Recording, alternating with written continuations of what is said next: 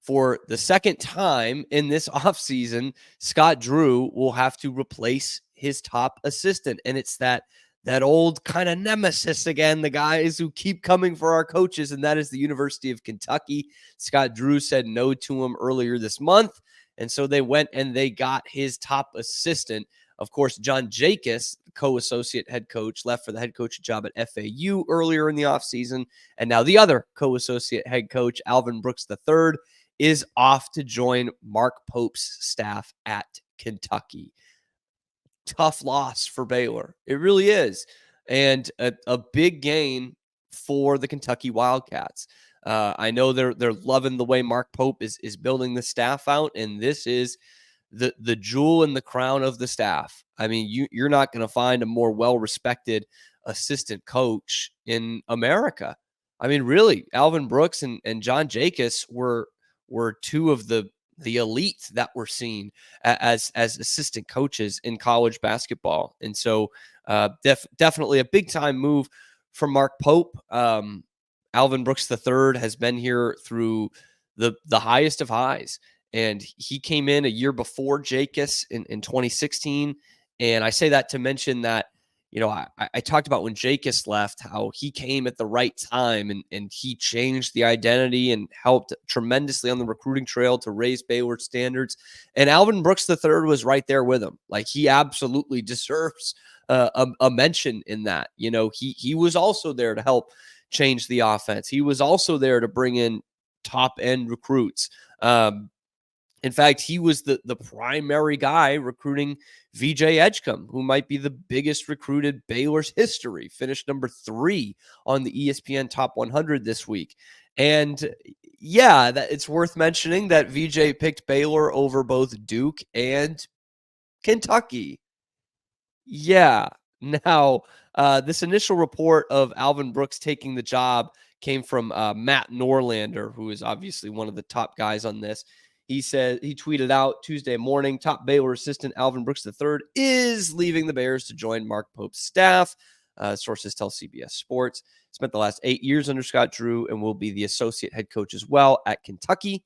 Highly respected in the profession. A major coup for Pope. And he goes on to say in this thread, for Baylor, Brooks was instrumental in recruiting top 5 prospect VJ Edgecombe, but I'm told Brooks leaving for UK isn't expected to change things. He, as in Edgecombe, is still headed to BU this fall. And then the nice little nugget at the end, Scott Drew is also close to hiring Link Academy coach Bill Armstrong to his staff, sources said. We'll get to that part in a minute. But hearing about VJ not jumping ship to Kentucky is a reason to breathe a sigh of relief. And that's fortunately something that Baylor has not had to go through with their assistant coaches leaving, and whether they become assistants, like in this case, or head coaches. They have not brought players out the door with them. And I think we're really lucky because a lot of other schools not like that. In fact, Kentucky fans, I mean, they're seeing guys now jump and leave for Arkansas.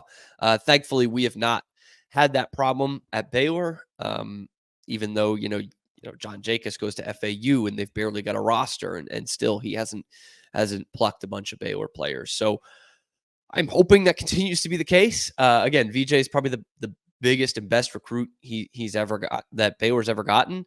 And I have heard from a source, which you will hear on this show, so it's not revealing anything bad, that VJ was ready to commit to Baylor the day of his visit and was so in on it for months before actually making the commitment, but was ready to do it when he made that visit. Not the Duke visit, not the Kentucky visit, but the Baylor visit. So that does make me feel a little bit better about things.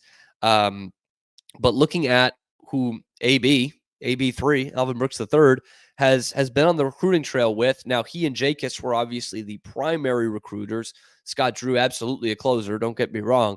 But those are the guys that were out there on the trail first. And Alvin Brooks III is tied to some big guys. Obviously, VJ Edgecombe, he's tied to Jacoby Walter, who's going to be a lottery pick this year. He's tied big to Keontae George, who, is going to finish top 5 in Rookie of the Year voting in the NBA, had a terrific year at Baylor. So he has absolutely been attached to some big names in this kind of revolution that Baylor has had over the last 5 or 6 years of bringing in some of the top high school basketball talent in not just America, in the world. Obviously, Jacobs was big on the international side of things, and domestically, Alvin Brooks III has been tied to some major names. So he was there to see through that kind of jump to national prominence. And I do want to say out there, Alvin Brooks he was a fan of mine. He did comment on my jump shot ability last week on Twitter. That is not tampering. I am not jumping to Kentucky. That was just a good man pointing out the obvious, that I have a beautiful jump shot. So I want to thank him for that. But I don't want to get Baylor fans up in a tizzy. I'm not jumping ship to Kentucky. But we wish all the best to Alvin Brooks III, of course. I mean, what he's done at Baylor has been incredible. He is part of one of the best benches coaching wise in all of college basketball. But this is a big kind of back to the drawing board for Scott Drew.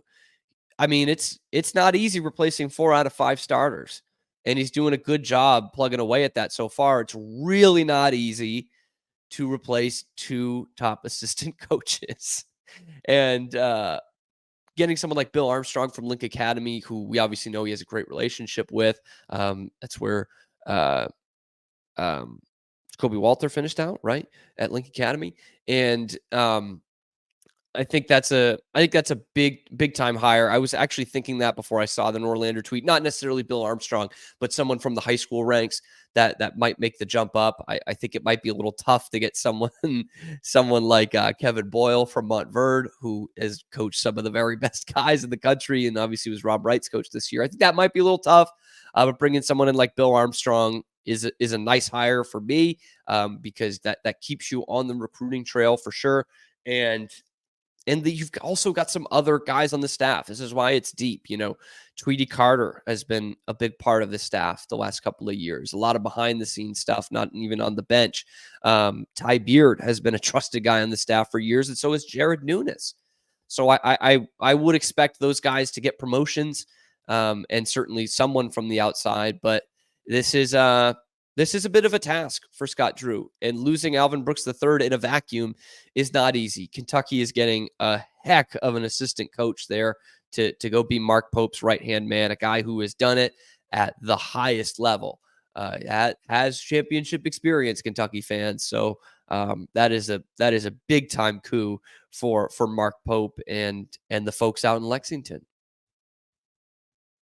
Hey, thanks for making it to the end of the video. We really appreciate that. And if you want to keep up to date on all the Baylor sports news, be sure to give us a like and ring the notification bell, because we are your first listen today and every day. We are your exclusive home for nothing but Baylor sports content 5 days a week that's not coming straight from the university.